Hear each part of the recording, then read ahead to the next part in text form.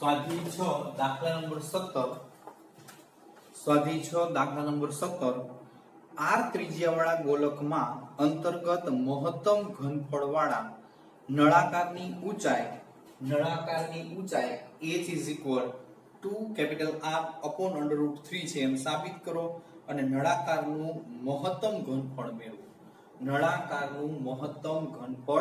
મેળવો. હવે જો અહીંયા આકૃતિ મેં દર્શાવેલી છે નળાકારની અંદર છે ગોલકની અંદર નળાકાર. તમને અહીંયા શબ્દ દીધો છે કે કીધું છે આ ત્રિજ્યાવાળા ગોલકમાં આ ત્રિજ્યાવાળું આ ગોલક છે capital R.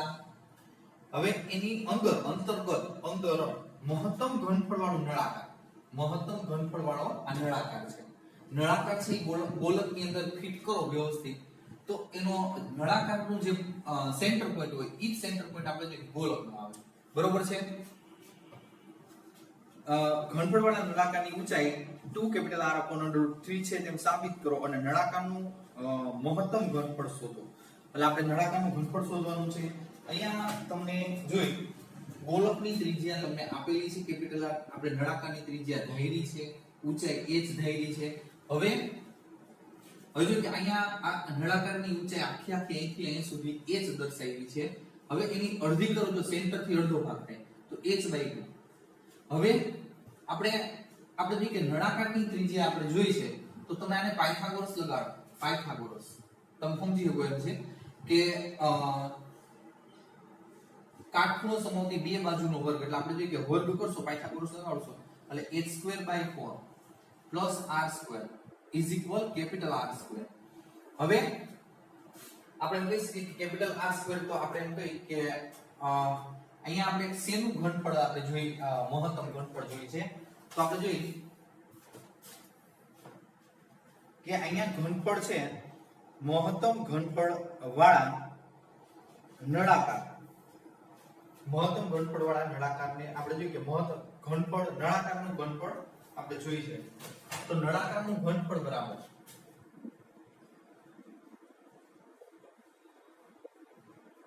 ઘનફળ v is equal પાઈ નળાકાર માટે આપણે જોઈએ કે નળાકારની ત્રિજ્યા સ્મોલ r છે પાઈ r² h. તો અહીંયા સ્મોલ r આને સૂત્રનો ગોથા બનાવવાનો થશે તો આ ભાગ ઓલી બાજુ જાય તો આપણે કહી શકીએ કે અહીંયા લઈ લઉં છું કે આપણે કહી શકીએ કે v is equal therefore v is equal pi r² small r². તો આપણે જે કે આ ભાગ ઓલી સાઈડ લઈ લ્યો એટલે કેપિટલ R² h²/4 અને બહાર જે આ h છે ઈ તો આપણે જે કે આ h છે અંદર ગુણી નાખીએ આપણે h ને ગુણી નાખીએ તો આપણે કહી શકીએ કે v એટલે આ પદાવલી છે h વાળી થઈ જશે એટલે f of x તમે લખી શકો અને h વડે ગુણી નાખીએ તો pi r² h -h⁻³ હવે આને આપણે જે કે ફર્સ્ટ ડેરિવેટિવ f' તો pi r² આને 3h²/4 સેકન્ડ ડેરિવેટિવ આ અચળ પદ છે 0 એટલે વધશે કે -3h²/4 સોરી 6h ઓન્લી. તો સેકન્ડ ડેરિવેટિવ આ અચળ પદ છે જો ત્રિજ્યા તમને અચળ આપી દીધેલી પાઈ હશે એટલે 0 થઈ જશે. આ 2 છે અહીંયા ગુણાશે 3 દુ 6 અને આપણે જોઈએ કે આ જેમ છે એ 4 તો આને આપણે સાદુરૂપ દઈ -3h/2 છેદ ઉડાડીએ. હવે મહત્તમ કે ન્યૂનતમ માટે f' is equal 0 therefore f' તમારી પાસે છે pi કેપિટલ R² -3h²/4 બરોબર છે.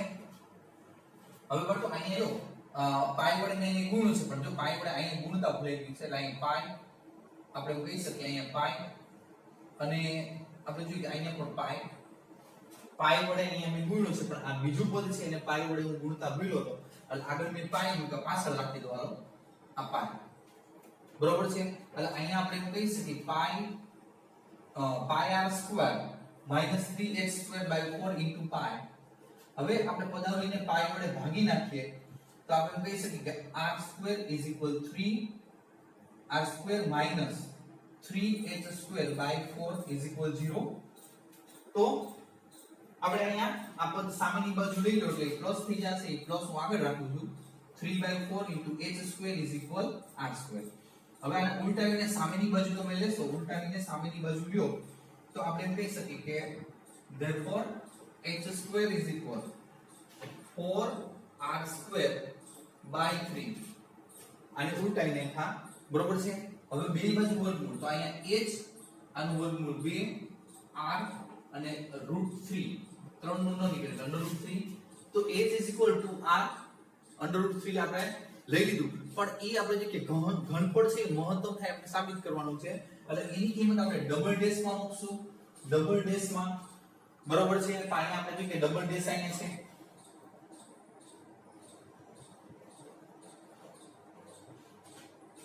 એની આ કિંમત છે -3 h * π/2.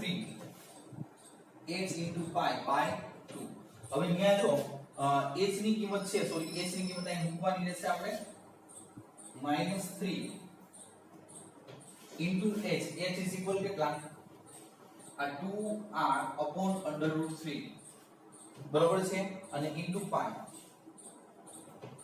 ફરીથી જો ડબલ ડેશ માં આપણે h ની કિંમત મૂકવાની થાય, h ની કિંમત અહીં ડબલ ડેશ માં મૂકી, પછી આપણે જો કે આ એનો -3 h ની કિંમત ફરી પાછી આ 2r/√3 * π આપણે બાજુમાં મૂક્યા છે. હવે અહીંયા છેદ ઉડે એટલે ઉડાડવા, તો આપણે કહી શકીએ કે માઈનસ આ √3 ઉડી જશે એટલે 2√3 * r * π <0. તો આપણે કહી શકીએ કે therefore h = 2r/√3 આગળ f ની મહત્તમ કિંમત મળે છે અથવા મહત્તમ મૂલ્ય મળે છે. આપણે જે સાબિત કરી દીધું, બરોબર છે.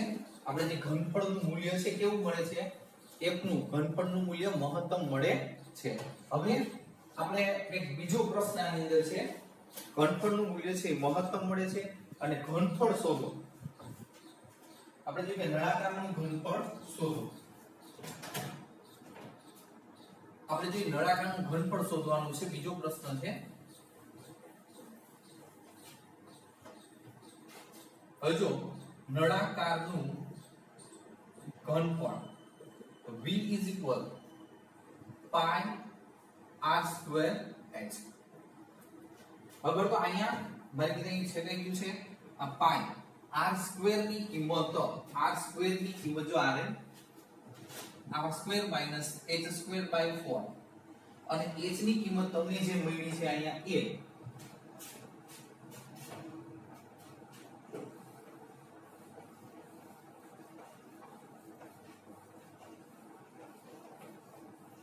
જો h ની કિંમત આપણે મેળવેલી છે, મલ્ટીપ્લાય કરીએ 2r/√3. રેડી. હવે અહીંયા આપણે એમ કહીએ કે જેટલું સાદુરૂપ અપાય એટલું આપીએ. h ની કિંમત πr²h. પાછો અહીંયા h છે તો h નું સાદુરૂપ આપણે દેવાનું થશે. અહીંયા h જ રાખીએ, h વડે ગુણી નાખીએ આપણે, બરોબર. આપણે જોઈએ કે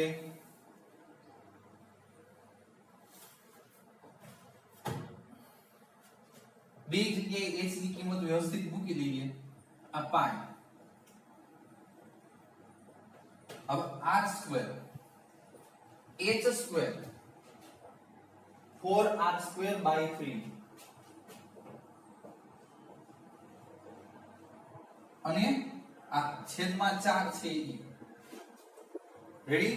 અને ફરી પાછું h એટલે 2r/√3 h 2r/√3. હવે 4 પર આ 3 વડે ગુણાય 3r² - r²/3 આ 2r/√3 3r² માંથી 1r બાદ એટલે 2πr²/3 અને અહીંયા 2r/√3. હવે ગુણાકાર 2 ગુણ્યા 2 એટલે 4 આ પાઈ r રેઝ ટુ 3 બરોબર છે r raise to 3 upon 3 under root 3. આપણે જોઈએ કે આ નળાકારના ઘનફળનો જવાબ છે, ચેક કરી લઈએ આપણે 4 પાઈ r ક્યુબ 3 અંડર રૂટ 3. એટલે અહીંયા દાખલો તો સહેલો જ છે, તમારે થોડી કાળજી રાખવાની, બરોબર. આપણે ગઈ વખતે જે દાખલો ગણ્યો હતો એ જ ટાઈપનો છે. એમાં ગોલકની અંદર શંકુ હતું અને અહીંયા ગોલકની અંદર નળાકાર છે, એટલો ફેર છે, બરોબર.